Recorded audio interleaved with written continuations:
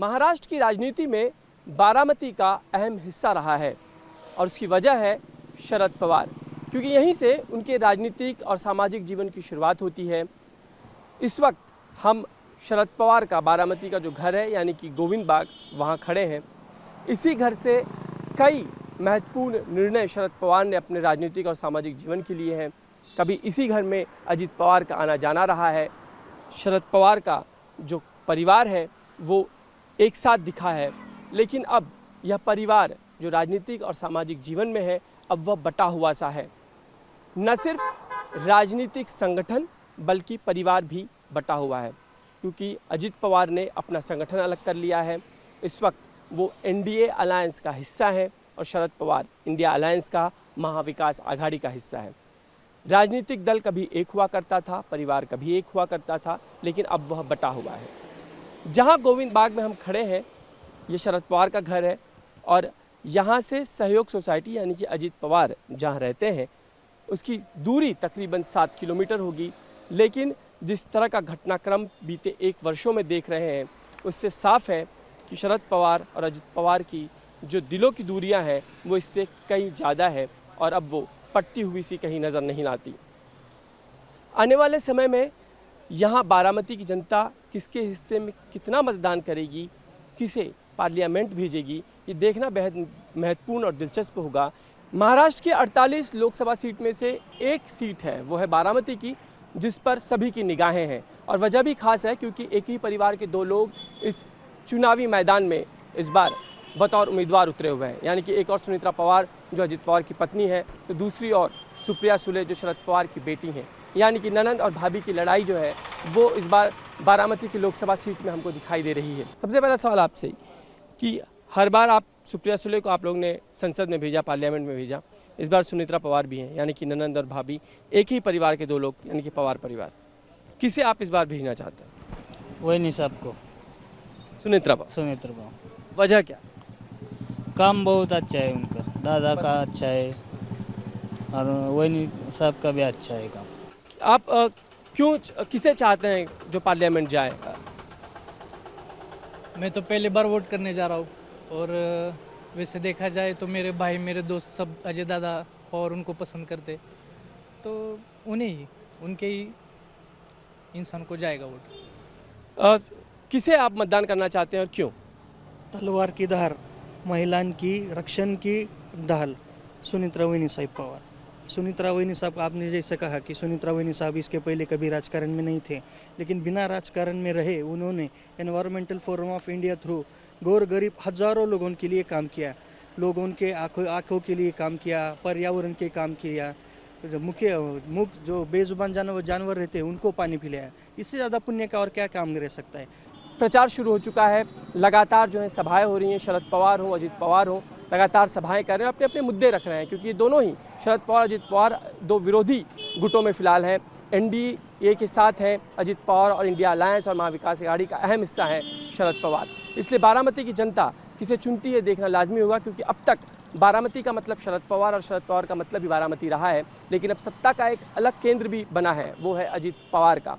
क्या इस सत्ता केंद्र के साथ बारामती की जनता जाएगी या शरद पवार के साथ ही अपनी निष्ठा, जो बार बार ये मुद्दा सामने आता है, वो निभाएगी? किसकी ओर बारामती की जनता जाना पसंद करेगी? फिलहाल सुप्रिया सुले यहीं हिंजवड़ी जो लोकसभा क्षेत्र है वहाँ पर लोगों के साथ बातचीत कर रही हैं, लेकिन कुछ जो कार्यकर्ता हैं, जो लोग हैं, वो क्या सोचते हैं उनसे हम जानने की कोशिश करेंगे। क्या लगता है इस बार का जो चुनाव है वो पवार परिवार के बीच में ही है, एक तरफ भाभी है, एक तरफ ननंद है, ऐसे में किसके साथ जनता है? 100% सुप्रिया सुले के साथ है। सब वजह उसकी वजह 15 साल से उन्होंने जो भी लगन से काम किया है इस कॉन्स्टिट्यूंसी में, और उनका जो कॉन्टैक्ट है, पर्सनल टच है लोगों के साथ, हर गांव की समस्या वो जानती है। आपको लगता है इस बार लोकसभा जो है बारामती की वो चुनाव टफ है जरा? ऐसे हमको तो नहीं लगता है। सुप्रिया सुले जी जो 15 साल से काम कर रही है महिलाओं के लिए, उनका एक ब्रीद वाक्य सेवा, सम्मान और स्वाभिमान, और महिलाओं के स्वाभिमान के लिए वो काम कर रहे हैं, इसलिए हम सब बारामती के महिला सुप्रिया सुले के साथ है। इस वक्त हम हिंजवड़ी की ऐसी एक प्रचार सभा में हैं जहां सुप्रिया सुले पहुंची हुई हैं और आप देख सकती हैं कि यहां लोगों के साथ जो एक सोसाइटी है यहाँ हिंजवड़ी एरिया में, वहाँ पे लोगों के साथ संवाद साध रही हैं, लोगों के साथ बातचीत कर रही हैं। उनका क्या एजेंडा है, लोगों के साथ किस तरीके से वो आने वाले समय में क्या कुछ मुद्दे रखेंगी, उसको लेकर वो लगातार न सिर्फ ग्रामीण इलाकों में बल्कि वो जो शहरी इलाका है बारामती का, वहाँ पर आकर भी लोगों के साथ बातचीत कर रही हैं। हमारे साथ इस वक्त सुप्रिया सुले हैं जो विद्यमान सांसद हैं, लेकिन इस बार का चुनाव उनके लिए हर बार के चुनाव से बेहद अलग है। वो किस तरह से है जानने की उनसे कोशिश करेंगे। चुनाव प्रचार वो भी करके लौट रही हैं। इस वक्त हम हिंजवड़ी में थे जहां वो लोगों के साथ बातचीत कर रही थी, उनसे बातचीत करते हैं। इंडिया टीवी में आपका खूब खूब स्वागत है। Thank you. हम देख रहे हैं, हम हिंजवड़ी के इलाके में आप यहाँ पहुंची हैं और लोगों का एक जो प्रतिसाद, जो रिस्पॉन्स है हमें दिख रहा है। चुनाव को देख के, इस माहौल को देख के क्या लगता है? चुनाव होता है, हर 5 साल में लोकसभा का होता है, लेकिन हमारे यहाँ कोई ना कोई चुनाव चलता रहता है। ये होता है, फिर जिला परिषद, फिर बैंक, कुछ ना कुछ चलता रहता है। और हर ख्याल से जो पॉलिटिकल हम सब होते हैं, वहाँ इलेक्शन सबसे बड़ी चीज़ होती है हम सब के लिए। इलेक्शन बड़ी चीज़ होती है। अब इस वक्त बात हमेशा चलती कि पवार वर्सेस पवार, ऐसे में कितना कठिन है, इमोशनल तौर पे कितना कठिन? वेल, इमोशंस तो टाइम हील्स एवरीथिंग, और ये हुए 6 महीने, 8-9 महीने होंगे अभी। सो क्लियरली घाव तो रहेंगे, लेकिन life has to go on because जिम्मेदारी अब बदल गई है। और जिम्मेदारी जब पड़ती है तो जो विश्वास आप देख रहे थे पूरी, जब मैं घूमती हूँ, जिस विश्वास से, प्यार से लोग हमारे साथ खड़े हैं, तो उनके लिए तो लड़ना पड़ेगा। जब उन्हें आप सुनीत्रा पवार को जब आप घूमते हुए देखती हैं, प्रचार कर रही हैं, आप नोटिस कर रही होंगी, उनके मुद्दे नोटिस कर रही होंगी, तो क्या लगता है? नहीं, मैं नहीं फॉलो करती, मैं मेरे काम में इतने फंसी। आपके प्रतिद्वंदी हैं तो क्या, लेकिन दूसरे के घर में नहीं झांकती। और मुझे इस देश के कोर इश्यूज क्या है वो पता है। मेरी लड़ाई उनसे बिल्कुल है ही नहीं।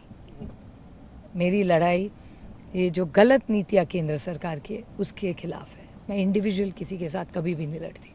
आज अजित पवार ने बारामती में एक सभा के दौरान कहा कि 1991 के चुनाव में, यानी कि अजित पवार को लोगों ने लोकसभा में भेजा, उसके बाद पवार साहब को भेजा, फिर आपको भेजा, और अब बारी है बहू को भेजने की, तो वो जिम्मेदारी निभा दीजिए ताकि सब खुश हो जाए और आप लोग भी खुश हो जाए।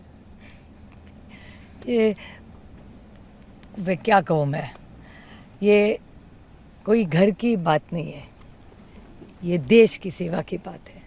किसान के प्याज को पैसा नहीं मिल रहा है, दूध शहर में महंगा हो रहा है और गांव में उसको पैसा नहीं मिल रहा है, इस देश में भ्रष्टाचार बढ़ रहा है। तो ये आप और मेरी बात नहीं है, ना किसी को खुश करने की बात है, ये देश की सेवा करने की बात है। सुप्रिया जी, मैं एक सवाल पे इसलिए दोबारा लौटता हूँ कि थोड़ी देर पहले हमेशा सभाओं में अजित पवार, शरद पवार के उम्र का हमेशा जिक्र करते थे। अब वो कह रहे हैं कि आपने कभी मुझे जिताया, उसके बाद मेरे पिताजी को जिताया। अब पवार साहब को पिताजी करके वो उल्लेख करते हैं, बहन में के आपका उल्लेख करते हैं। ये इमोशनल कार्ड है या फैक्ट्स रखते हैं? अभी उन्हीं से पूछिए, दोनों भाषण उन्हीं के, तो आप उन्हीं से पूछ लीजिए दोनों भाषण। नहीं, इसलिए सवाल है कि आप प्रतिद्वंदी किसी समय एक घर में थे, आज प्रतिद्वंदी के रूप में खड़े हैं जनता के सामने। मैं उनको प्रतिद्वंदी समझती नहीं। मेरी लड़ाई इस देश की सेवा के लिए है, अन्याय के खिलाफ है, महंगाई के खिलाफ है, बेरोजगारी के खिलाफ है, भ्रष्टाचार के खिलाफ है। तो मेरा आइडियोलॉजिकल और मेरा एजेंडा पूरा क्लियर है मेरे लिए, और इस देश की सेवा करने के लिए, और मैं अच्छी पॉलिसी और एक अच्छे बदलाव के लिए मैं राजनीति में आई हूँ। आज एक जिक्र वो दूसरा भी कर रहे थे अजित पवार, खासकर कि विजय शिवतारे जो कभी खिलाफ में थे अजित पवार के, अभी वो साथ में आ गए, लेकिन उन्होंने कहा कि मैंने कुछ फ़ोन कॉल्स देखे हैं जो विजय शिवतारे ने दिखाए, देवेंद्र फडणवीस को दिखाए, मुख्यमंत्री को दिखाए, जो उनके ही घर से, यानी कि आपकी ओर से आए थे कि समर्थन न करें और खिलाफ में, हाँ, खिलाफ में खड़े रहें आप लोग के। हमारा नाम लिया? नहीं, नाम लिया, जिस तरीके से जिक्र कर रहे थे वो आपकी ओर से आई। तो आपको उनको ही पूछना पड़ेगा कि उनका कहने का मतलब कि उनके खिलाफ प्लांट किया जा रहा था विजय शिवतारे। अभी इस सारे प्रश्नों के सवाल उनको ही पूछने पड़ेंगे ना, मुझे कैसे पता क्या हुआ है। अब हम जब लोकसभा कॉन्स्टिट्यूंसी में बारामती की घूम रहे थे तो लोगों से बात करते हुए कई लोगों के से जिक्र आया कि यहाँ का विकास तो अजित पवार ने किया है, कई चीज़ों पे उनका हमेशा ध्यान रहता है, वो फिर वो बस डिपो की बात करते हैं, फिर पंचायत समिति की बात करते हैं, ये सब दादा करते हैं। साथी तो थे, साथ ही सब मिलके करते थे, एक ही तो थे। महाविकास आघाड़ी में तो थे हर समय, वही तो हमारे सब साथ थे, तो वही तो नेता थे ना।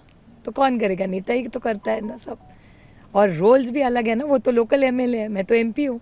ये लेकिन जनता ये बार बार अब कॉन्स्टिट्यूंसी में घूमते हुए अगर ये बात आती है कि दादा कभी भी खड़े रहते हैं, अजीत पवार खड़े रहते हैं हमारे साथ, ताई नहीं है हमारे सामने, या हमेशा वही हमें मिलते थे, ताई नहीं मिलती थी, वक्त नहीं दे पाती थी।